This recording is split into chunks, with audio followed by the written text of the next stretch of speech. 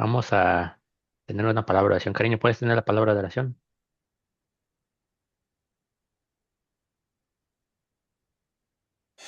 Sí, está bien. Oremos. Vamos a dar mis manitas. Cierra los ojitos. Señor Jesús, te damos gracias, Padre. Gracias por esta noche que nos regalas. Te pedimos que tu Espíritu Santo nos acompañe, especialmente a tu expositor de tu palabra en esta noche. Gracias por el grupo que nos permites tener a través de Internet y permite que sigamos creciendo y aprendiendo de ti, Señor, para prepararnos para aquel gran día. En el nombre Amén. de Jesús lo agradecemos y pedimos todo. Amén. Amén. Amén. Amén.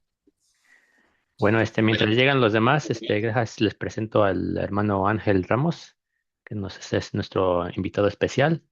Y las siguientes semanas seguiremos con los temas con el pastor Benjamín. Pero sea bienvenido mientras el hermano Ángel. Una gran bendición tenerlo y tener el mensaje por usted esta noche. Entonces, para eso, le dejamos el tiempo para usted. Muy bien. Muchas gracias. Muchas gracias por la oportunidad de la invitación. Eh, ¿Puedo compartir eh, una de diapositivas? Sí. Sí. Vamos. Ujú.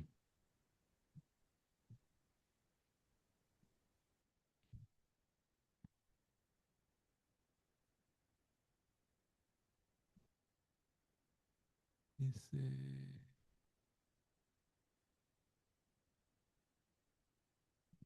ok. Entonces, como ya lo tenían planeado ustedes, vamos a hablar un poquito acerca de la palabra Israel en la Biblia. Esta palabra es de suma importancia, ¿no? En todos los temas que abarcan la Biblia en general y también en muchos de los temas que nos atañen como Iglesia Adventista del Séptimo Día. Aquí hay unos de los temas muy importantes relacionados con la palabra Israel. Así es de que, sin más preámbulo, vayamos a la escritura para poder comprender esto. Y antes de poder ahondarnos en el tema, quisiera que estableciéramos un principio que de pronto es muy importante para poder comprender por qué quizá pudiera haber confusión en algunas personas o en algunos círculos cristianos respecto a esta palabra.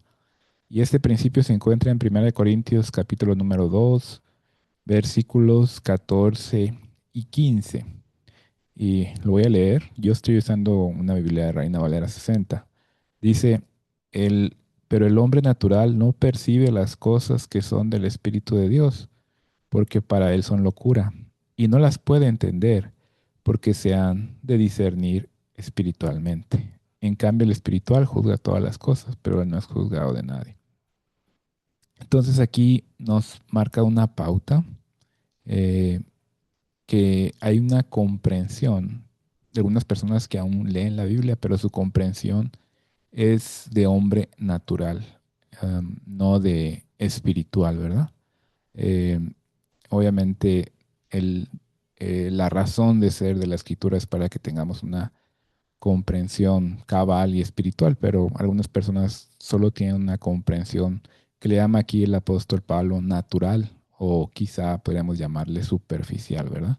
Entonces, vamos a hacer unos ejemplos respecto a esto que ocurre normalmente cuando alguien lee la escritura. Y este principio nos va a ser muy importante, nos va a dar una pauta en nuestra comprensión respecto a este asunto de la palabra Israel. Entonces, vamos al primer ejemplo. Vamos al libro de Juan, capítulo número 2, donde eh, nos vamos a situar de los versículos eh, 19 en adelante. Jesús respondió Jesús y les dijo, destruid este templo y en 3 días lo levantaré. Dijeron luego los judíos, Jesús estaba dialogando ahí con los judíos, ¿verdad? Ellos dicen, en 46 años fue edificado este templo y tú en 3 días lo levantarás. Obviamente los judíos que están aquí presentes con Jesús están teniendo una comprensión que le llamó Pablo en 1 Corintios natural, ¿verdad? O superficial Ellos cuando escuchan la palabra templo están pensando en la construcción, ¿no? En aquella construcción que fue levantada en 46 años. Pero el versículo 21 nos dice claramente que Jesús no hablaba de ello. Dice, mas él hablaba del templo de su cuerpo. Es decir, la comprensión espiritual era que Jesús está hablando de su cuerpo, pero la comprensión natural que tienen estos judíos es respecto al templo físico, a la construcción, ¿no? Entonces aquí podemos ver claramente la aplicación de este principio que está ejemplificado en 1 Corintios 2. Ahora, si vamos a Juan, capítulo número 3, versículos 3 en adelante. Aquí en Juan 3 obviamente estamos hablando del encuentro de Nicodemo con Jesús, ¿verdad? Y Nicodemo, pues dice la Biblia que era un principal de los judíos. Y entonces el versículo 3 dice, bueno, desde el 2 hablando de Nicodemo, este vino a Jesús de noche y le dijo, Rabí, sabemos que has venido de Dios como maestro, porque nadie puede hacer estas señales que tú haces si no está Dios con él. Respondió Jesús y le dijo, de cierto te digo que el que no naciere de nuevo no puede ver el reino de Dios. Eso le dice Jesús a Nicodemo. Versículo 4, Nicodemo le dijo, ¿cómo puede un hombre nacer siendo viejo? ¿Puede acaso entrar por segunda vez en el vientre de su madre y nacer? Aquí vemos un ejemplo en el cual un maestro de los judíos está teniendo una comprensión natural, ¿verdad? O superficial de lo que Jesús le está diciendo. No está comprendiendo la aplicación espiritual que Jesús le quería mostrar, ¿no? Entonces el versículo 5 dice, respondió Jesús, de cierto te digo que el que no naciere de agua y el espíritu no puede entrar en el reino de los cielos. Lo que nació de la carne es, y lo que es nacido del espíritu, espíritu es. O sea, obviamente Jesús le está hablando del nacimiento espiritual, ¿no? Que se experimenta a través del bautismo. Entonces, aquí podemos ver otro ejemplo en el cual inclusive personas que se autonombraban o se denominaban como autoridad eclesiástica en esa época, ¿verdad? Como Nicodemo, no tenían una comprensión espiritual de la escritura, sino una comprensión natural y superficial. Esto es muy importante porque en la actualidad, en el mundo, no es diferente esa situación, ¿verdad? Por eso Pablo en 1 Corintios 2 trata de expresar ese principio para que pues nos quede claro en ese sentido. Una vez establecido ese principio o esa pauta en la cual vamos a tratar de comprender este asunto de la palabra Israel, pues vamos a iniciar por el principio. Obviamente durante toda la Biblia vamos a encontrar en diferentes lados expresada la palabra Israel. Pero si queremos realmente comprender esta palabra Israel, necesitamos irnos al principio. La pregunta es, ¿dónde surgió esta palabra Israel y qué contexto tiene ese surgimiento? Si podemos elaborar en ello, podemos tener una pauta muy importante para poder comprender la cuestión de esta palabra. Entonces vamos a ir a Génesis 27, a la historia del surgimiento de la palabra Israel. En Génesis 27, si la hemos leído anteriormente, podemos recordar que en este momento Isaac ha envejecido, ¿verdad? Entonces es momento en el cual él debe bendecir a su primogénito, dar la bendición correspondiente. Y obviamente él llama a su hijo Esaú para que él vaya, tome, case algo, lo cocine y se lo traiga para que él lo pueda bendecir. Rebeca está escuchando, Rebeca su esposa está escuchando todo y ella, conociendo también lo que le había dicho el ángel y todo cuando nacieron sus hijos, ella desea que esa bendición sea para su hijo Jacob, ¿verdad? Y no Esaú. Entonces ella hace el plan de cocinar algo de los animales que tienen ahí y que Jacob lo lleve. Jacob al principio no está muy convencido, ¿verdad? La situación, piensa que quizás su padre lo puede descubrir y en lugar de bendición traiga maldición sobre sí. Y su madre le convence, ¿verdad? Diciendo que la maldición caiga sobre ella. Finalmente él accede, ¿verdad? Y hacen el plan y todo lo que conlleva, ¿no? Porque pues Jacob era lampiño, Esaú con vello, ¿no? Y hacen el plan inclusive para poner ese vello y para que pueda llevarse a cabo todo esto. Entonces vamos a avanzar en la historia hasta el versículo 19, cuando ya Jacob accede finalmente al plan que elabora su madre. y va a ser partícipe de ello y lo va a ejecutar. Vamos a ver cómo va a ocurrir esto.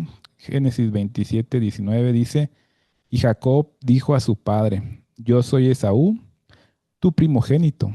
He hecho como me dijiste, levántate ahora y siéntate y come de mi casa para que me bendigas. Aquí está la primera instancia, ¿verdad? En la cual, a través de la cual Jacob eh, va a ser partícipe de este plan y le dice que es Esaú.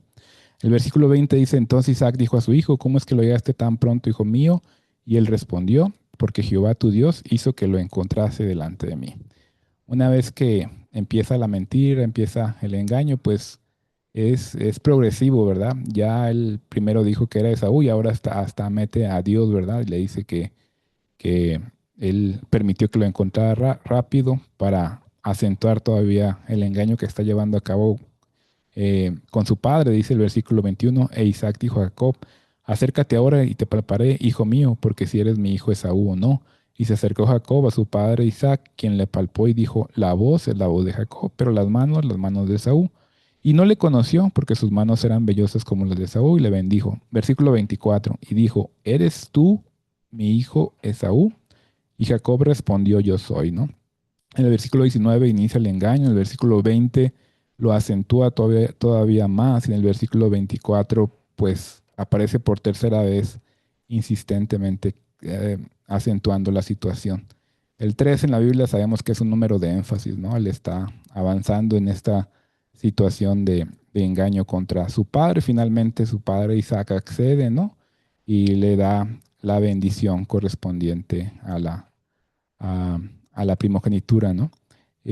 Posteriormente de que recibe esta bendición, cuando va saliendo llega Esaú, ¿no? Y se da cuenta de que su hermano le acaba de usurpar, ¿va? Y acaba de engañar a su padre y dice una frase que es muy relevante en lo que tiene que ver con la comprensión de este asunto que estamos tratando de comprender, y está en el versículo 36. Estamos en Génesis 27 todavía.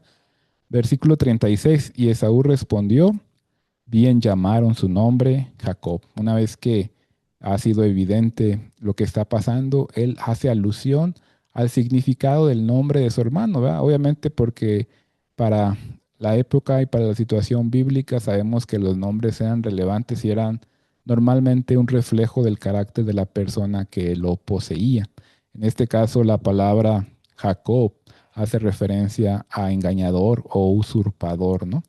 Entonces, finalmente, cuando Jacob accede a esta situación, digamos, él hace honor a su nombre, por eso Esaú lo dice de esa manera. Y Esaú respondió en el versículo 33, 36, perdón, bien llamaron su nombre Jacob, pues ya me ha suplantado dos veces, se apoderó de mi primogenitura, y he aquí ahora ha tomado mi bendición, y dijo, no has guardado bendición para mí. Sabemos la situación, ¿no? Finalmente Esaú está desconsolado por la situación de perder esa, esa bendición y hace un plan, ¿verdad? Dice, cuando su padre muera, él va a intentar matar a su hermano, ¿no? También Rebeca se da cuenta de ello y envía a su hijo Jacob con su familia. Y es interesante porque si nos movemos del capítulo 27 al capítulo 32 de Génesis, hacemos un salto de 20 años en la historia, ¿verdad? Ya el Jacob estuvo allá en casa de la familia, en casa de su familia, y conocemos la historia cómo se casó primero, él intentaba casarse con una y luego le dieron otra, etcétera, ¿no? Conocen ustedes esa historia. Pero en el capítulo 32, ya después de que ocurrió eso, que tuvo sus hijos y que viene de regreso a su tierra original, de donde es el originario, va a ocurrir una lucha bastante interesante y que nos va a dar la pauta para el surgimiento del término bíblico, del nombre bíblico que estamos tratando de identificar en esta noche, ¿verdad? Entonces, si vamos a Génesis capítulo número 32, eh, conociendo un poco la historia, no leyendo todos los textos, todos los versículos quizá por el tiempo, pero recordamos que Jacob viene de regreso y él por ahí permite que pasen los grupos que había formado, él se queda por ahí solo y en ese momento él lucha con un varón hasta que raya el alba, ¿verdad? Quizá él pensando que es su hermano, ¿verdad? Está luchando con él. Sabemos que él está luchando con un ángel, ¿no? Eh, Voy a leer aquí en el Génesis 32, versículo 25, y cuando el varón vio que no podía con él, tocó en el sitio del encaje de su muslo y se descoyuntó el muslo de Jacob mientras con él luchaba y dijo, déjame porque raya el alba. Y Jacob le respondió, no te dejaré si no me bendices. Y el varón dijo, ¿cuál es tu nombre? Y otra vez sale a colación el nombre de Jacob, ¿verdad? Ya habíamos leído antes cómo su hermano, quizás con desprecio, dijo, bien lo llamaron Jacob. Ahora aquí este varón, que el profeta Oseas dice que es un ángel, eh, le pregunta cuál es tu nombre. Obviamente sabía cuál era su nombre, ¿verdad? Pero el hecho de preguntarle cuál es su nombre es una oportunidad para que Jacob confiese su pecado, ¿verdad? El pecado que arrastraba en su mente y en su corazón y que había cometido 20 años atrás en contra de su propia familia, ¿verdad? En contra de su padre y su hermano. Entonces, cuando él le pregunta cuál es tu nombre, él responde Jacob, ¿no? Es como si respondiera, yo soy un engañador, yo soy un usurpador. El versículo 28 dice, y el varón le dijo, no se dirá más tu nombre Jacob, sino Israel, porque has luchado con Dios y con los hombres y has vencido. Entonces aquí en la Biblia, justamente en Génesis capítulo 32, versículo 28, encontramos por primera vez la referencia a la palabra Israel. Y es muy importante, ¿no? Es muy importante entender por qué surge justamente este nombre, ¿no? Sabemos que el surgimiento del nombre Israel es un nombre espiritual dado a un hombre que originalmente se llamaba Jacob, ¿verdad? Y ese nombre espiritual denota una victoria espiritual. Es decir, una vez que él pudo confesar ese pecado que estaba arrastrando en su mente y que no sentía el perdón de él, finalmente recibe ese perdón, ¿no? Y recibe un nombre como consecuencia de esa victoria sobre su pecado, y el nombre denota justamente eso, ¿no? Israel significa príncipe de Dios, el que lucha con Dios. Entonces esto es muy importante, nuestra comprensión de este asunto de la palabra Israel, porque estamos hablando del mismo momento en el cual surge, surge este nombre. El nombre entonces denota una victoria espiritual sobre el pecado, ¿verdad? Es un nombre espiritual que denota esa victoria espiritual sobre el pecado. Entonces, a partir de aquí es muy interesante cómo se va desarrollando este nombre en la Biblia, ¿no? Si vamos ahora al libro de Éxodo, capítulo número 4. Éxodo, capítulo número 4. eh, en el versículo 22 voy a leer lo siguiente. Dice, y dirás a Faraón, Jehová ha dicho así, Israel es mi hijo, mi primogénito. Ya te he dicho que dejes ir a mi hijo para que me sirva, mas no has querido dejarlo ir. He aquí, yo voy a matar a tu hijo, tu primogénito. Aquí cuando Dios le está dando la orden a Moisés de lo que tiene que decir, él tiene que hablar en términos ahora del pueblo, como le llama aquí en el versículo 22, Israel es mi hijo, mi primogénito, ya te he dicho que dejes ir a mi hijo. Es decir, que originalmente la palabra Israel, que fue dada a un hombre, a una persona que se llamaba Jacob, ahora se extiende a todo un pueblo, ¿verdad? Esto podríamos llamarle como el principio de extensión, ¿no? Se ha extendido el nombre original, el nombre que decíamos que es un nombre espiritual, dado a un hombre que cometió ese pecado, ¿verdad? De engañar a su propio padre y usurpar a su hermano. Recibió ese nombre como un nombre que denotaba su victoria espiritual sobre aquel hecho del pasado, ¿verdad? Entonces ahora ese nombre es extendido a todo un pueblo en Éxodo capítulo 4 versículo 22. Y este texto es muy importante, ¿verdad?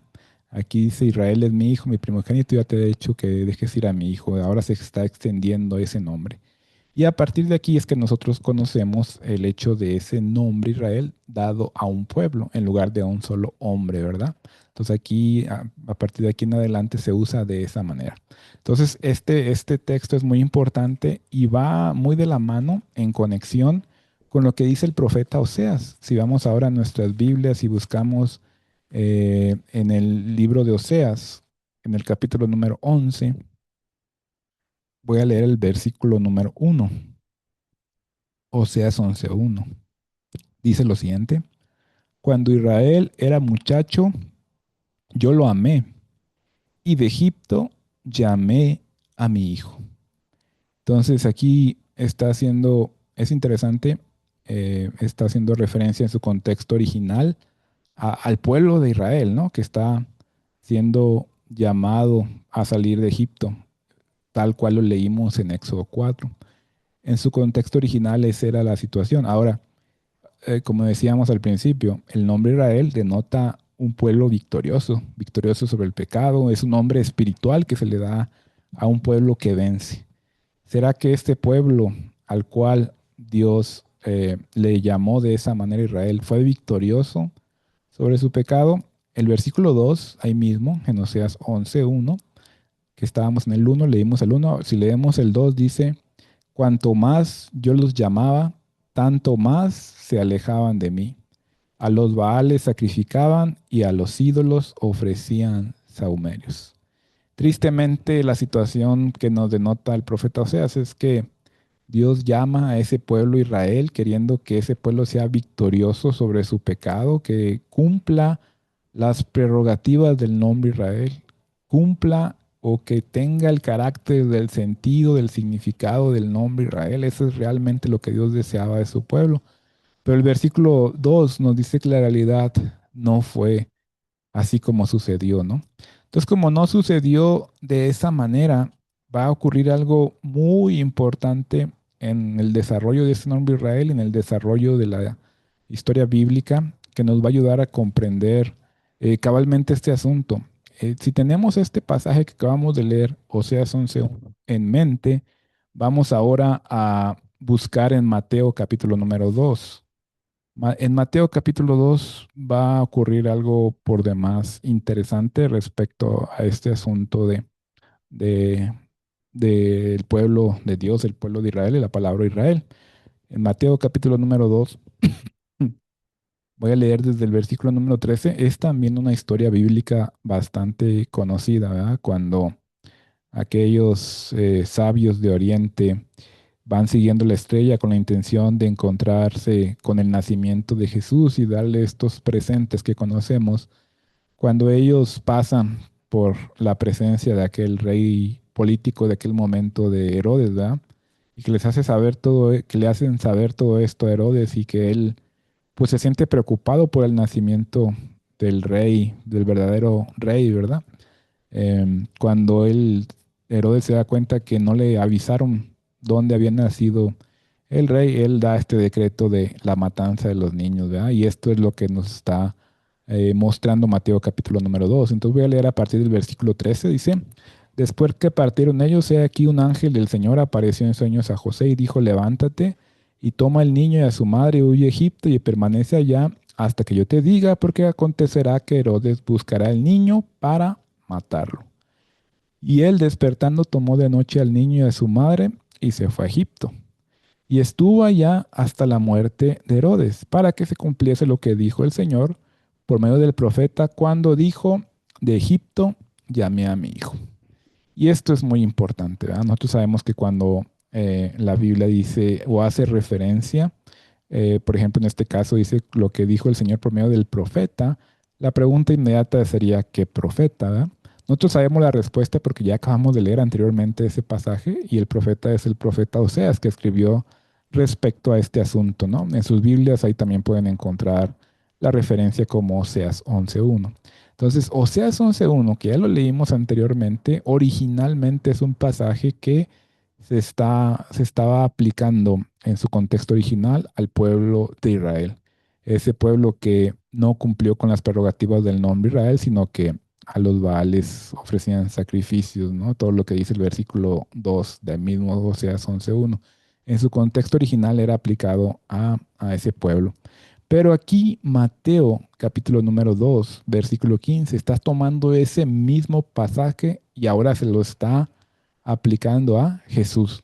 Esto es muy importante y muy relevante en nuestra comprensión de este asunto de la palabra Israel, porque al aplicarlo de esta manera a Jesús, va a permitir que Jesús sea ese príncipe de Dios, el hombre que triunfa sobre el pecado. Cuando empezamos a estudiar esto, vimos cómo el nombre Israel denotaba esa victoria espiritual que tuvo Jacob sobre su pecado anterior, ¿no? Entonces, este nombre, Israel, toma esa trascendencia tan importante y ahora es aplicado a Jesús para que Jesús retome ese asunto y se convierta en el Israel, el hombre que triunfa sobre el pecado, o finalmente ese nombre victorioso tenga todo el sentido.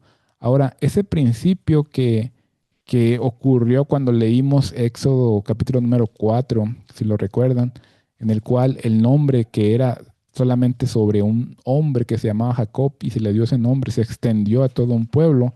Ahora que Jesús está retomando el nombre Israel, va a ocurrir la misma situación, ¿verdad? Ese nombre que Jesús retoma para sí mismo se va a extender o va a tener el principio de extensión a todo un pueblo. ¿En qué sentido? Vamos al libro de Gálatas, capítulo número 3, versículo número 29. Gálatas 3, 29 dice, y si vosotros sois de Cristo, ciertamente linaje de Abraham sois y herederos según la promesa. Es decir, que Gálatas 3:29 dice que nuestra pertenencia a Cristo nos convierte en linaje de Abraham y herederos según la promesa. Es decir, ahora se está extendiendo de igual manera este nombre que está retomando Jesús a todo un pueblo y se convierte en un linaje, pero por la fe, ¿verdad? Por eso dice, si vosotros sois de Cristo, ciertamente linaje de Abraham sois y herederos según la promesa. Entonces, es muy importante esto, ¿no? Y es importante que vayamos a Romanos 9 para poder comprender este asunto de por qué en ocasiones se confunde o como decíamos cuando empezamos con el principio bíblico de Primera de Corintios, se tiene a veces una comprensión natural o superficial del asunto y no una comprensión espiritual. ¿En dónde viene el punto de confusión para muchas personas en este sentido de este tema? Entonces, para poder comprender esa discrepancia en algunas explicaciones, vamos a ir a Romanos 9:6. En Romanos 9:6 tenemos un versículo que es bastante interesante y que nos va a dar una pauta importante en nuestra comprensión de este asunto de la palabra Israel. Lo voy a leer. Romanos 9:6 dice, no que la palabra de Dios haya fallado, porque no todos los que descienden de Israel son israelitas. Este pasaje es muy importante, ¿verdad? Porque aquí dice, no todos los que descienden de Israel, no todos los que descienden de esa bandera que aparece ahí son israelitas. Es como si nos está llevando a la perspectiva de que no todos aquellos que se hacen llamar de un nombre en realidad cumplen las prerrogativas del nombre o el significado, la trascendencia, el carácter del nombre, ¿verdad? No todos los que descienden de Israel son israelitas, no todos cumplen con el significado. Ya vimos el significado, ¿verdad? El significado de la palabra Israel es la victoria espiritual, ¿no? Una victoria espiritual sobre el pecado, eso es realmente lo que significa ese nombre. Entonces aquí dice, no todos los que descienden son de Israel son israelitas. Entonces aquí encontramos un principio que les llamamos el principio de los dos Israeles o el principio de las dos referencias a la palabra Israel. Y el contexto de este versículo 6 es muy importante. Si le voy a leer los versículos anteriores, eh, eh, desde el versículo 1 y luego voy a leer los posteriores para poder comprender este asunto. Me voy a detener en el versículo 3 nada más para poner la pauta respecto al principio de los dos Israeles. Dice, verdad digo en Cristo, no miento, y mi conciencia me da testimonio en el Espíritu Santo que tengo gran tristeza y continuo dolor en mi corazón, porque deseara yo mismo ser anatema, separado de Cristo, por amor a mis hermanos, los que son mis parientes según la carne. Entonces aquí está primero hablando del parentesco en lo que respecta a la carne, ¿no? Ese es un aspecto en el cual podemos usar la palabra Israel, Israel en la carne, ¿no? Lo que el mundo comprende en ese sentido. Dice el versículo 4, que son israelitas de los cuales son la adopción, la gloria, el pacto, la promulgación de la ley, el culto y las promesas, de quienes son los patriarcas y de los cuales según la carne vino Cristo, el cual es Dios sobre todas las cosas, bendito por los siglos. Amén. Y luego viene el pasaje que decíamos, ¿no? No que la palabra de Dios haya fallado, porque no todos los que descienden de Israel son israelitas. Ya vimos que En primer sentido está hablando de Israel según la carne. Gálatas 6:16 hace referencia a una palabra también importante. Ahorita va a ser evidente cuando vayamos o ahondemos un poquito más en lo que habla Gálatas respecto a Israel, ¿verdad? Pero Gálatas 6:16 rápidamente lo leo. Y a todos los que anden conforme a esta regla, paz y misericordia hacia ellos y al Israel de Dios. Por un lado, en Romanos 9:3 le llama el Israel según la carne, Gálatas 6:16 le llama Israel de Dios, ¿no? Entonces aquí tenemos dos referencias de la palabra Israel que son entremezcladas o que están siendo referenciadas en Romanos 9:6, donde dice, no que la palabra de Dios haya fallado, porque no todos los que descienden de Israel son israelitas. Es un pasaje muy importante en nuestra comprensión del asunto. Gálatas 3:6 al 7 también nos dice, así Abraham creyó a Dios y le fue contada por justicia. Sabed, por tanto, que los que son de la fe, estos son hijos de Abraham, ¿no? El linaje por la fe, decíamos, y lo mencionábamos de esa manera anteriormente. Entonces, una vez que vemos este principio, los dos Israeles, en Romanos 9:6 es importante que entendamos a qué se está refiriendo y cuál es el verdadero Israel. Y los siguientes versículos posteriores al 6 lo va a poner de manera directa y palpable, ¿no? Dice el versículo 7, ni por ser descendientes de Abraham son todos hijos, sino en Isaac te será llamada descendencia. Y aquí aparece una palabra clave, ¿verdad?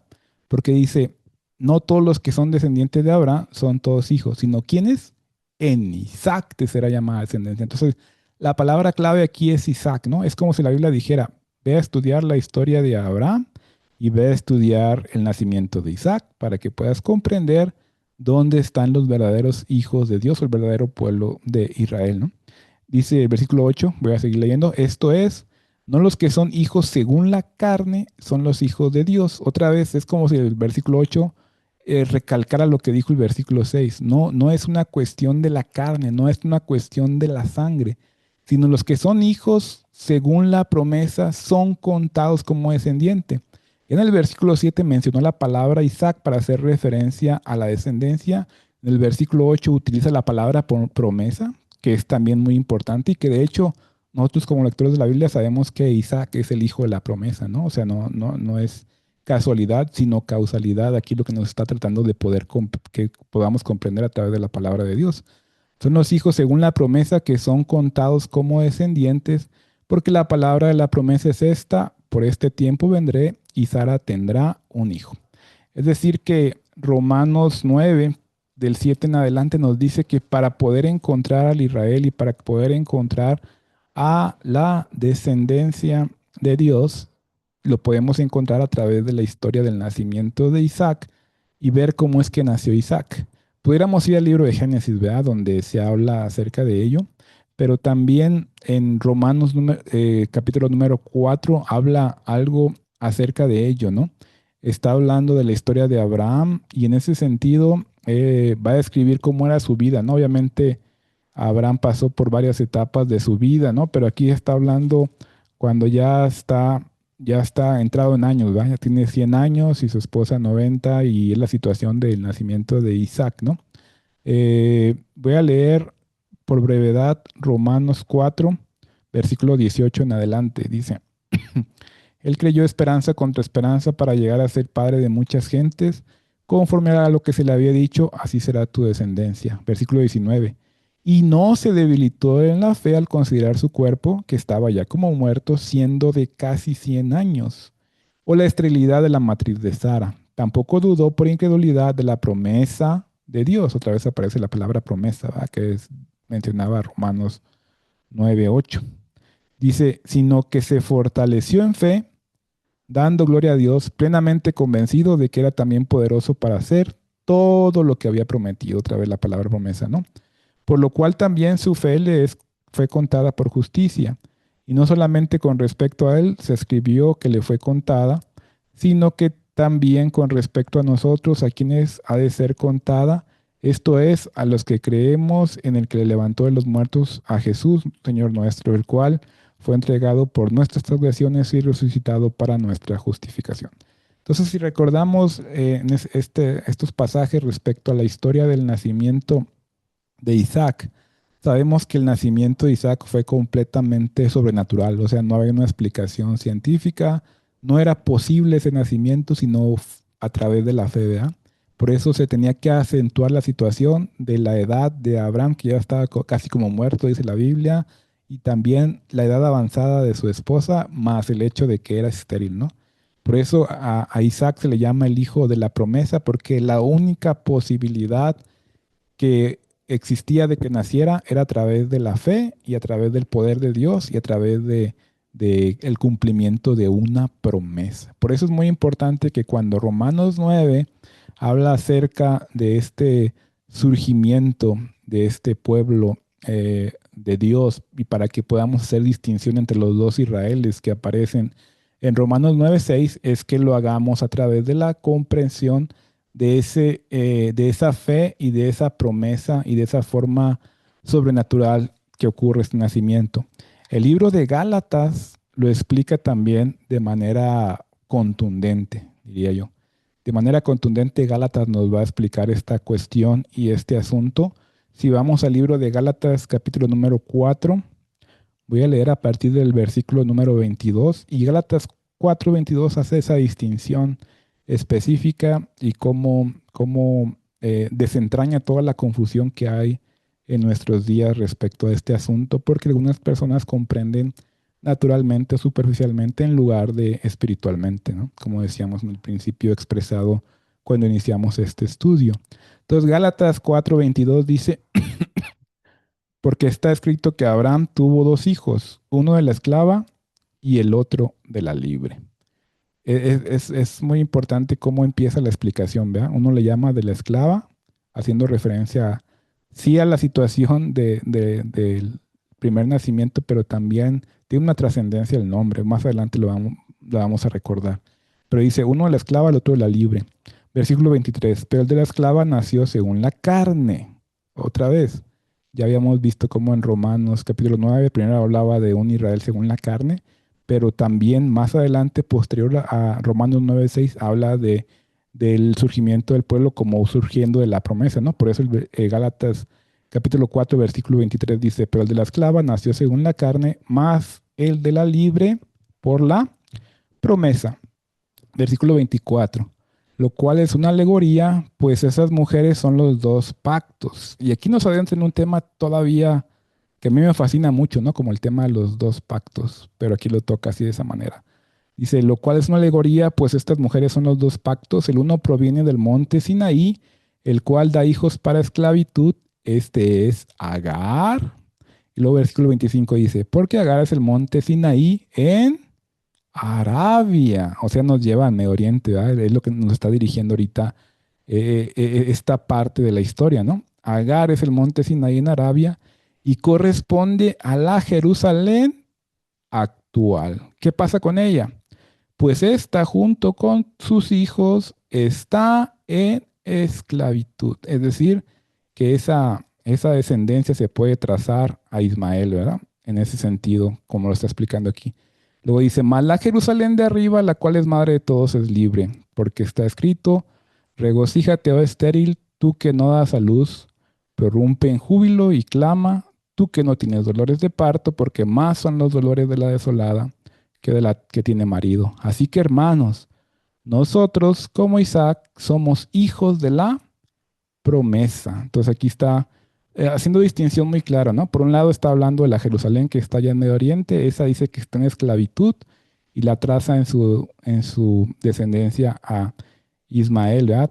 A través de esta historia de Agar. Y por otro lado habla de la Jerusalén de arriba, la cual es libre, ¿no? Haciendo referencia de que la cuestión aquí es un Israel espiritual, ¿no? Todos aquellos que aceptan esa promesa y participan del nuevo pacto, ¿verdad? Pertenecen a ese Israel, porque dijimos que la palabra Israel significa victorioso, ¿verdad? Victoria espiritual sobre el pecado. Si alguien no participa de ello, pues no puede ser. Por eso aquí dice que para acceder se accede por la fe y por la promesa, como ya leíamos en el libro de Gálatas, ¿no? Versículo 29. Pero como entonces el que había nacido según la carne perseguía al que había nacido según el espíritu, así también ahora. Entonces nos habla de esa lucha espiritual, ¿no? Más que dice la escritura, echa fuera a la esclava y a su hijo, porque no heredará el hijo de la esclava con el hijo de la libre. De manera, hermanos, que no somos hijos de la esclava, sino de la libre. Entonces aquí este pasaje de Gálatas 4:22 en adelante es bastante claro y contundente respecto a la diferencia entre los dos términos que se pueden usar como Israel en la Biblia, el Israel según la carne, que se traza hacia la historia de eh, Ismael, o el Israel espiritual, que se traza hacia Isaac, porque solamente a través de la fe y de la promesa es que Isaac pudiese nacer, ¿verdad? Era imposible que naciera de otra manera. Ahora, vamos a ver en la Biblia dos referencias a través de las cuales esta comprensión es la correcta, ¿no? Primero vamos con la historia de Juan el Bautista en Mateo capítulo número 3. En Mateo capítulo número 3 y vamos a ubicarnos, bueno, quizá hemos leído en otras ocasiones esta historia muy, muy interesante. Juan el Bautista viene a predicar ese arrepentimiento, ¿verdad? Porque el reino de los cielos se había acercado, ¿no? Y le hace llamado a todos los que estaban ahí. Dice el versículo 7 de Mateo 3, al ver él que muchos de los fariseos y los saduceos venían a su bautismo, les decía, generación de víboras, ¿quién nos enseñó a huir de la ira venidera? Versículo 8, haced pues frutos dignos de arrepentimiento. Versículo 9 es un versículo clave en este asunto. Dice, y no penséis decir dentro de nosotros mismos, a Abraham tenemos por padre. En esa cuestión ellos pensaban que porque tenían sangre de Abraham merecían algo especial, ¿no? Entonces Juan el Bautista tiene que aclararles de manera directa y contundente y decirles, no penséis decir dentro de vosotros mismos, a Abraham tenemos por padre. Porque yo os digo que Dios puede levantar hijos a Abraham aún de estas piedras. Y luego el versículo 10 dice, y ya también el hacha está puesta en la raíz de los árboles, por tanto, todo árbol que no da buen fruto es cortado y echado en el fuego. ¿Verdad? Si no podían dar ese fruto de arrepentimiento inicial. Y es muy interesante, ¿verdad? Porque habíamos leído en Génesis cómo Jacob primero se arrepintió, demostró ese arrepentimiento al confesar su nombre y decir yo soy un engañador, para que viniera ese perdón y esa victoria espiritual en Cristo Jesús que él obtuvo y que pudo recibir a través de esa manera el nombre Israel, ¿no? Entonces, estos que se acercaban aquí, cuando estaba predicando, Juan el Bautista les dice, haced primero frutos dignos de arrepentimiento y no piensen en su mente que porque tienen sangre de Abraham o algo así, merecen algo especial. No funciona así, ¿no? El linaje bíblicamente es por la fe únicamente y a través de las promesas de Dios. Entonces, si vamos ahora al libro de Juan, capítulo número 8, ya habló Juan el Bautista, ¿no? Ahora vamos a permitir que Jesús nos hable también en ese sentido para que podamos reafirmar todavía lo que estábamos leyendo antes en Romanos 9 y en Gálatas capítulo número 4. Entonces, si vamos al libro de Juan, capítulo número 8, voy a leer desde el versículo 31. Es muy interesante Juan 8, ¿verdad? Porque la mayoría de personas de cualquier denominación citan mucho Juan 8:32, ¿no? Y conoceréis la verdad y la verdad os hará libres. Todo el mundo, yo conozco, he escuchado de todas las denominaciones que lo citan, ¿no? Como aplicándose hacia ellos. Pero, ¿cuál es el sentido real de Juan 8:32? ¿Cómo está dado en su contexto original y qué trascendencia tiene? Y más aún, ¿qué trascendencia tiene respecto a la explicación de lo que estamos viendo respecto al verdadero linaje del pueblo de Dios, ¿no? Versículo 31 de Juan 8. Dijo entonces Jesús a los judíos que habían creído en él. Vamos a hacer una pausa aquí. Esos judíos que se acercan a Jesús no eran hipócritas, ¿verdad? O que venían a atacarlo en algún sentido. Dice la escritura que eran judíos que habían creído en Jesús, ¿verdad? Entonces Jesús les va a decir algo. Continuamos con la lectura. Dijo entonces Jesús a los judíos que habían creído en él, si vosotros permaneciereis en mi palabra, seréis verdaderamente mis discípulos. Entonces Jesús primero les habla de la verdadera condición para el discipulado, ¿eh? ¿Cuál es la condición para el discipulado? Jesús les dice, si permaneciereis en mi palabra, entonces serán verdaderamente mis discípulos.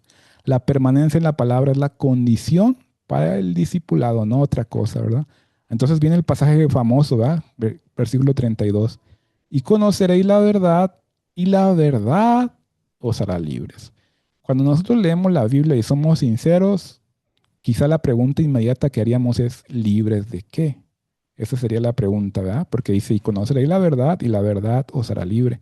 Y justamente ellos se hicieron esa pregunta por la respuesta que le dan, ¿verdad? En el versículo 33 dice que estos judíos que habían creído en él le respondieron. Vamos a analizar su respuesta, ¿no? Linaje de Abraham somos y jamás hemos sido esclavos de nadie. ¿Cómo dices tú, seréis libres? Entonces ellos en su respuesta dice, nosotros tenemos sangre de Abraham en nuestras venas, o sea, somos linaje de Abraham. Ellos se autodenominaban de esa manera. Entonces dice, y jamás hemos sido esclavos de nadie. ¿Cómo dices tú, seréis libres? Están cuestionando a Jesús, ¿verdad? Porque ellos sienten que el hecho de tener sangre de Abraham en sus venas, en algo les ayuda, ¿verdad? En algo les recomienda con Dios, etcétera, cualquier idea o preconcepto que tenían. Pero Jesús les va a aclarar algo y Jesús va a ser abundantemente contundente en ese sentido. Versículo 34 dice, Jesús le respondió, de cierto os digo, que todo aquel que hace pecado, esclavo es del pecado. Entonces Jesús les va a tratar de explicar cómo ellos están en esa situación de esclavitud, la misma que nos describió Gálatas 4 en el linaje de Ismael, ¿verdad? En el sentido de que uno es de la libre, otro es de la esclava. Ellos están en la esclavitud por el pecado, ¿verdad? Entonces Jesús les dice, de cierto os digo, todo aquel que hace pecado, esclavo es del pecado. Versículo 35, y el esclavo no queda en la casa para siempre, el Hijo sí queda para siempre, así que si el Hijo os libertare, seréis verdaderamente libres. Y luego dice Jesús en el versículo 37, sé que sois descendientes de Abraham, en la carne, ¿verdad? Pero procuráis matarme, porque mi palabra no haya cabida en vosotros.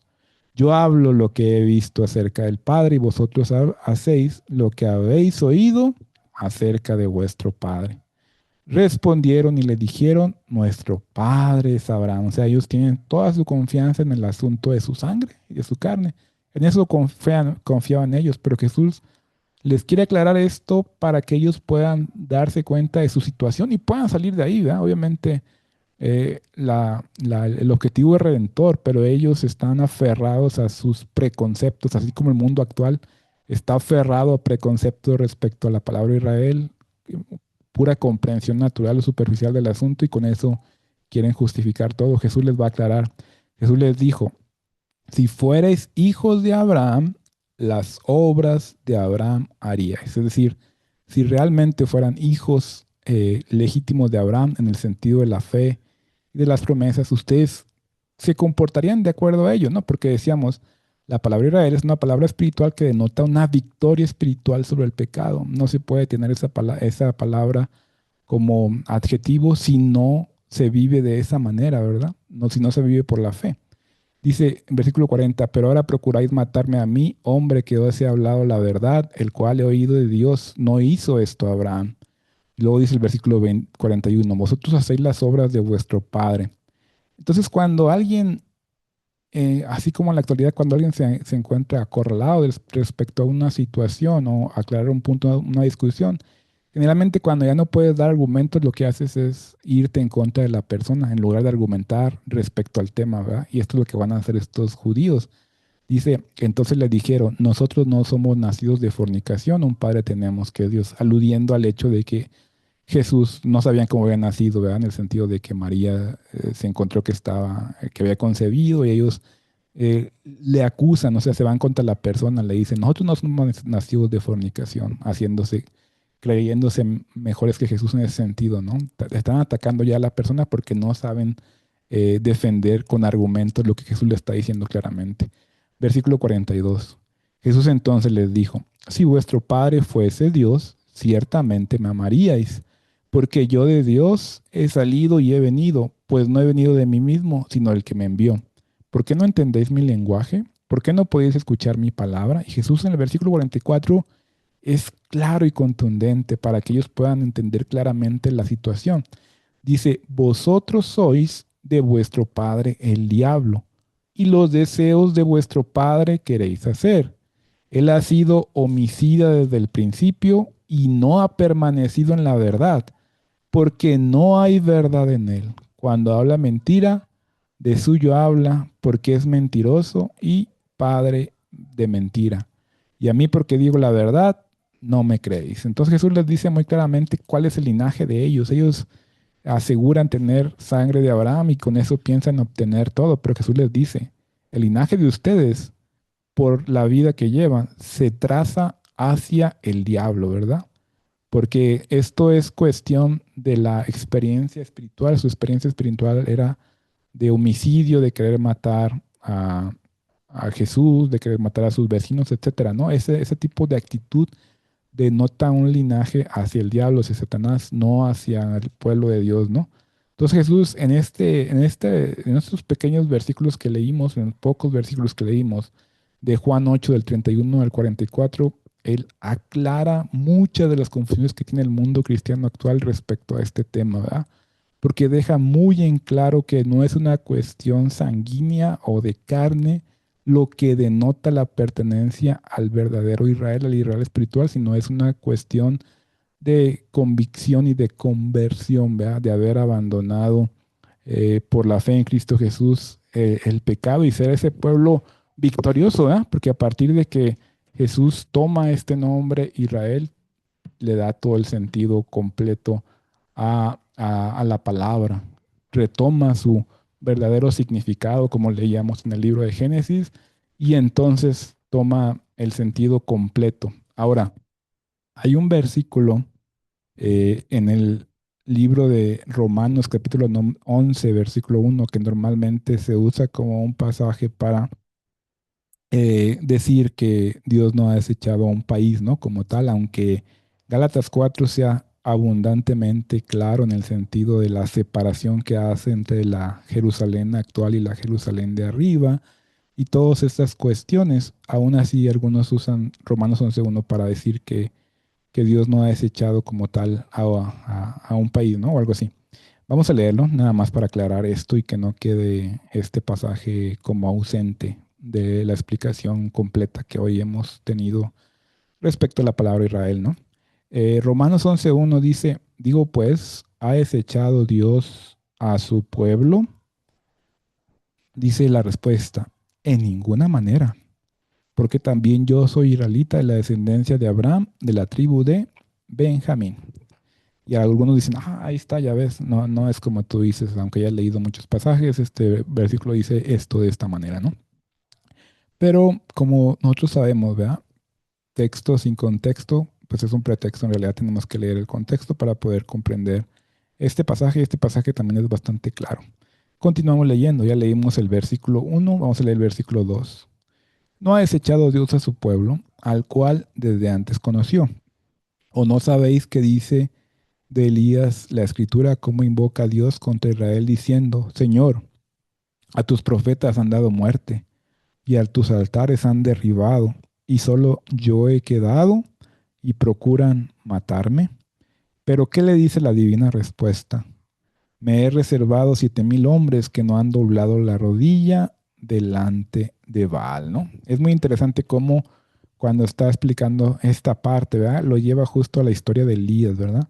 Y para mostrar a ese pueblo en el contexto de la historia de Elías, le recuerda que por un momento Elías pensaba que nada más quedaba él del pueblo, ¿no? Pero Dios le dice, han quedado todavía 7,000 hombres que no han doblado la rodilla delante de Baal. Otra vez, la definición de Israel no ha cambiado, ¿verdad? Sino que aquellos hombres que se han mantenido firmes, se han sido victoriosos en su vida y cumplen con el significado del nombre Israel, que significa príncipe de Dios o victorioso, el que lucha con Dios, denotando una victoria espiritual sobre el pecado. Esos son los que representaban el pueblo remanente en el contexto de la historia de Elías, ¿no? Le llama los 7,000 que no han doblado la rodilla delante de Baal.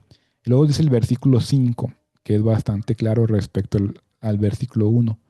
Así también, aún en este tiempo, ha quedado un remanente escogido por, y no dice sangre, ¿verdad? Algunos quisieran que dijera sangre o que dijera carne o que dijera otra cosa, ¿verdad? Pero el versículo 5 es claro, dice, así también, aún en este tiempo, ha quedado un remanente escogido por gracia. Y sabemos que cuando usamos la palabra gracia, estamos hablando de la palabra fe en relación con las promesas de Dios, ¿no? Justo y directo, como lo describe Galatas 4, justo y directo, como lo describe Romanos 9, que ya leímos. Entonces no hay ninguna cuestión en este asunto, sino es abundantemente claro toda esta cuestión del Israel espiritual. Entonces, si podemos hacer un resumen respecto a lo que hasta ahorita hemos estudiado, empezamos leyendo en el libro de Génesis, ¿verdad? Y leímos en el libro de Génesis cómo surge este nombre de la palabra Israel y pudimos comprender a través de todo el estudio que Dios hace una promesa a Abraham y esa promesa se cumple únicamente en la historia de Isaac, ¿verdad? Isaac, como vimos, nace de manera sobrenatural. No había forma científicamente posible de que naciera con 100 años y 90 y estéril la matriz de Sara, ¿verdad? Pero Isaac nace solamente a través de la fe. Entonces, Isaac es una figura, representa a los que tienen fe. Recordamos 1 Corintios 10:11, estas cosas les acontecieron como ejemplo y están escritas para amonestarnos a nosotros que hemos alcanzado los fines de los siglos, ¿verdad? Isaac es una figura de aquellos que tienen fe, por eso Romanos 9 lo cita de esa manera. Si quieres comprender, quieres encontrar, o quieres entender el asunto de que no todos los que descienden de Israel son israelitas, quieres encontrar al pueblo de Dios, estudia la historia de Isaac, ¿no? Eso nos dijo Romanos 9, 7 y 8. Por eso dice, Isaac representa a los que tienen fe. Todos los que tienen fe, tanto que vivan en Israel, en México, en Argentina, en París, en donde sea, todos los que tienen fe son contados como descendientes, sin importar el origen étnico, ¿verdad? Si no es un linaje por la fe. Esta descendencia forma ese Israel de Dios que menciona Gálatas 6:16 que ya habíamos leído hace un rato. Dios cumplirá sus promesas en este Israel, en este pueblo que realmente cumple el significado del nombre de la palabra Israel, esa victoria espiritual. La palabra de Dios no ha fallado, aunque haya personas que se pongan esa etiqueta de Israel y no crean como Dios lo ha establecido en su palabra, ¿verdad? Entonces, básicamente ese es el resumen de, así de manera, pues, asumí que teníamos solo una hora, ¿no? Entonces, ese es el resumen así de manera lo más condensada que se puede del tema de Israel en la Biblia y cómo se va moviendo a través de toda la escritura. Como decíamos al principio, este tema impacta muchos otros temas, de tal manera que si hay confusión en este asunto, podemos llegar a ideas equivocadas en otros temas. Entonces es muy importante que tengamos muy claro, muy asentado todos estos principios y todo lo que hemos estudiado para comprender bien el pueblo de Dios en la Biblia, ese pueblo que denota esa victoria espiritual y que Dios desea que tengamos en nuestra vida sobre nuestros antiguos pecados, ¿verdad? Que seamos un pueblo victorioso. Y aquí terminamos, que Dios les bendiga. Gracias, muchas gracias, Ángel, por presentarnos este gran tema, muy, muy lindo, muy bueno, y como Ángel dijo, hay muchas cosas que podrían hablar acerca del asunto. Hay temas que sabemos que, aquí, por ejemplo, en Estados Unidos sabemos que hay círculos grandes que quieren ah, restablecer el nuevo templo en Israel y toman fuera de contexto ciertos versos y hay mucho más para expandir en esto, pero es una introducción pequeña de lo que vamos a estar hablando las siguientes semanas. No sé si alguno aquí tenga alguna pregunta o algo antes de terminar esta noche. Para Yo aquellos tengo un que, comentario, ajá, ajá, Perlita. perdón, Saúl. Yo tengo un comentario que me parece que em, la palabra Israel, o sea, el Israel como nación y como pueblo la Biblia habla de bendiciones para ellos como pueblo, como grupo, y incluso profecías que se han cumplido, que las vemos en la historia, pero me parece que no es tan importante pensar soy israelita o no soy israelita espiritual, si somos creyentes, ¿no? Si somos creyentes, de hecho la salvación siempre ha sido por gracia desde el principio. O sea, Abraham fue salvado por gracia, no es como que ahora estamos bajo la gracia y antes era bajo la ley. No, las leyes que Dios dio, se las dio a ellos, a los judíos en el Antiguo Testamento. Todos los mandamientos incluso están ahí en los primeros 5 libros de Moisés, que también son para nosotros, ¿no? Para los que hemos creído, ¿no? Ujú, Entonces, creo que el punto más importante es, creímos en el Dios de los judíos, por eso fuimos injertados, como decía, leía Ángel ahorita en Romanos 11, que incluso en los siguientes versículos del capítulo, Pablo se extiende explicando todo lo que es, les deja claro a los gentiles, diciendo, no se ensoberbezcan ustedes sobre los judíos, sobre el pueblo de Dios, como que ahora, ya nosotros somos los especiales y ellos no, ¿no? Dice, porque nosotros fuimos injertados en las ramas que son ellos, porque creímos y porque algunos de ellos no creyeron, porque la mayoría, por no decir todos los primeros creyentes, eran judíos. Y por ellos nos llega a nosotros la palabra de Dios. Entonces me parece a mí que es más importante no tanto la etiqueta de soy israelita o no soy israelita, o sea, en la carne, la Biblia lo habla muy claramente, nos menciona como judíos, perdón, como gentiles, a los que no somos israelitas en la carne, pero que fuimos injertados por medio de la fe, y que hemos creído en el Dios de los judíos y en el Mesías judío también, ¿no? Y que por eso se me hace que es lo más importante y no tanto la etiqueta de ser israelita o no ser israelita, mi opinión personal. Sí, sí, muy bien, Perdita. Ah, hay muchas, en la forma que el hermano Ángel lo tocó es muy bueno para otros tipos de personas que tengan diferentes tipos de preguntas en cuanto a Israel, porque eso, yendo al principio de dónde salió Israel, cuál fue el propósito al pueblo de Dios, para, el pueblo de Israel, para Dios. Todos esos puntos son fundamentales para entender muchas de las cosas que están ocurriendo hoy en día. Ah, Sabemos que cada vez vemos en noticias, hay Israel entró en guerra, pero yendo a las fundaciones, a esos principios, podemos entender un poco más am, qué es lo que sucede y cómo podemos aplicarlo hoy. Ujú. Pero sí es muy cierto de que Dios, desde el principio, él, él tenía un plan Dios, fíjate que Dios tenía un plan desde el principio y todavía está junto a su plan. No ha cambiado sus planes. Y Sí, eso lo podemos ver ahí desde Génesis, ¿no? sí, Am, sí, cierto. Pero hay cosas también, Saúl, ¿cómo te diré? Hay veces como que tratamos de espiritualizar cosas que la verdad, así como lo dice la Biblia, es literal, así es, ¿no?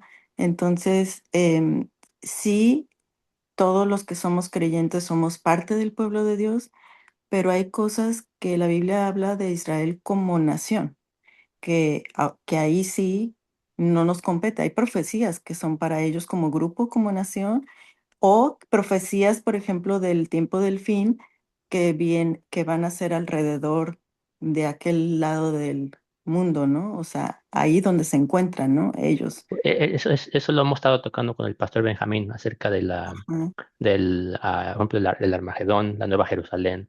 Ujú. Y todo eso tenemos que verlo en su contexto, porque una de las cosas que el hermano Ángel no le dio tiempo para tocar, por ejemplo, los 144,000, las diferentes tribus de Israel. Por ejemplo, hoy, algo muy interesante porque las 12 tribus de Israel, por decir, no se encuentran hoy en día, porque no sé si te acuerdas, las 10 tribus de Israel se esparcieron cuando fueron Ujú. tomados cautivos. Y puede decir, desde ahí sale la palabra, para aquellos que no saben, los judíos, sale la palabra de ahí, que mayormente son compuestos de Israel, de los que fueron de Judea. Y también hay en parte conjuntos los de la tribu de Benjamín, que son las únicas casi dos tribus que han estado ahí hasta hoy en día. Pero, sin embargo, en Apocalipsis, si vemos esos versículos donde dices que habla la profecía, sí, pero son simbólicamente. Y los vemos simbólicamente porque la, la aplicación no puede ser literal. ¿Por qué? Porque hay la sangre, la sangre de Israel ya se ha esparcido en cierta por sí a través del mundo. Nadie es 100% de una raza, ¿no? Y si tenemos que ver esos versos en el contexto para poder entender el mensaje y como lo hemos estado viendo con el pastor Benjamín. Si hay algún verso que tú tengas que piensas que podamos verlo más específicamente, tráelos y podemos verlos juntos aquí, Perla. Sí, sí, Pero sí, lo platicamos. No, me refiero a profecías, por ejemplo, de que los judíos iban a ser esparcidos por el mundo, en todo el mundo hay todavía, ¿no? Que Dios los iba a volver a su tierra, volando cuando no existían los aviones. En 1948 apenas volvió a ser una nación otra vez Israel, milagrosamente. em, Florecieron en el desierto y era profético, ¿no? Hay muchas profecías que las que ya se han aplicado ahorita a ellos como nación y eso no es espiritual, es real. O sea, es... ¿hay algún verso que encuentres hoy que podamos verlos conjuntos la próxima vez, ya que tengamos más tiempo? Si no, o búscalos Sí, y claro. apúntalos y los podemos tocar la próxima vez específicamente esos en cuanto habla de Israel, podemos verlos en su contexto, porque para eso ah, tenemos que verlo más profundamente y entenderlo para poder entenderlo bien, para que Sí, todos es aquí podamos aprender claro, de eso. Ajá. claro, sería un tema de profecías, ¿no? Casi, casi puedo decir, ajá. Pero sí, ahí hay que traer los versos y la próxima semana ahí podemos tocarlo de nuevo y no sé si tengas alguna otra preguntita aquí o no sé si, No, no ah, tengo preguntas, pero gracias por pero compartir, sí, sí, Ángel. sí. Gracias, no sé si para los que llegaron un poco tarde, Ángel, el hermanito Ángel, nos está dando el tema desde de Guadalajara, México. Entonces, el pastor Benjamín tuvo que hacer unos asuntos, entonces, el hermano Ángel se tomó como voluntario para darnos el tema esta noche. Entonces, pero sí, muchas gracias a cada uno que están aquí por venir. Un placer seguir el tema de esta noche como lo hemos estado haciendo cada semana y esperemos que haya sido para gran bendición a cada uno de nosotros. Estamos aquí. Si no tenemos alguna otra pregunta, no tiene alguna pregunta para el hermano Ángel, no sé si no, ya con esto terminamos. Que descansen, buenas noches. Vamos a tener una oración antes de terminar. ¿Qué les parece? Vamos a orar rapidito. Bendito y amante Padre, queremos agradecerte esta noche por tu gran tema que nos has dado, Señor. Sabemos que en el alrededor del mundo surgen muchas guerras, muchas confusiones, muchas preguntas sobre el pueblo de Israel, Señor, y sobre el nuevo pueblo de Israel, Señor. Vamos a pedirte que tú nos puedas llenar de entendimiento, de sabiduría, para poder seguir entendiendo estos temas más complejos, Señor, y para poder más que nada estar a esa gran promesa que tú nos has dado de tu gran venida, Señor. Te pido que puedas bendecir a cada uno de los hogares que están aquí, Señor, estén cerca, estén lejos, Señor, que amor en sus hogares, Señor, y les des paz en sus hogares y en sus necesidades, Señor. Una vez más, gracias por el hermano Ángel y te pedimos por el pastor Benjamín y aquellas visitas que no pudieron venir esta noche, Señor, te pido que por cada uno de ellos, Señor. Te lo agradecemos por tu día sábado, Señor, y lo pedimos y lo dejamos todo en tus manos. En el nombre de Cristo Jesús te lo agradecemos. Amén.